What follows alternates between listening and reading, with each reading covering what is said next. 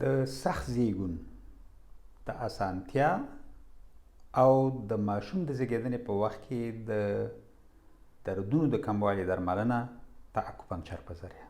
په نقطه چې کومه ده هغه د معدې 9 نقطه ده، کومه چې د دې نامه نه ښکته 4 کن او د دې منځني خط څخه دواړو خواو ته 2 کن چې دی ځای لري.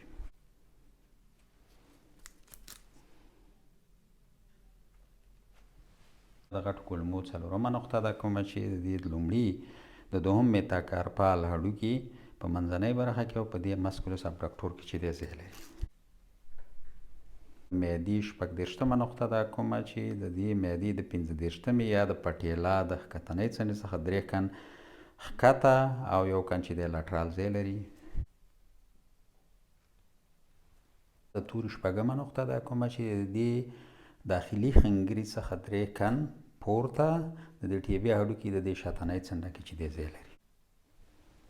بله نقطه چې کومه ده هغه د میتیازو د کڅوړې 80مه نقطه ده، کومه چې د دې خارجي خنګري په ښکتنۍ برخه کې چې دی ځای لري. بله نقطه چې کومه ده هغه د معدې د ځیګر 3مه نقطه ده، کومه چې د دې لومړي میتاتارسال او د دوهم میتاتارسال هډوکي په لومړنۍ زاویه کې یعنې پروکزیمال زاویه کې چې دی ځای لري. د 20مه نقطه ده، کومه چې د دې دواړو غوږونو د اپیکس اوريکولا د خطونو سر په دې منځني خط باندې یو ځای کېږي، دا نقطه ده. 4 نورې نقطې دي چې هغه د دې چې د 28مې نه نیول تر 30مې پورې دي. دا کومې چې یعنې د دې فورامین لومړي فورامین نه تر 4 فورامین د جګوالي برابر د دې منځني خط څخه دواړو خواو ته چې دی قرار او ځای لري. دا 28مه نقطه ده دواړو خواو ته، 28مه نقطه،